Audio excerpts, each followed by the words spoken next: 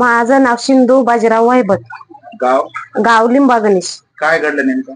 रात्री पाऊस चालू होता. आम्ही बाहेरल्या घरात झोपलो. सकाळी उठल्यावर 6 वाजता बघितलं तर घरातून पाणी चालू झालं.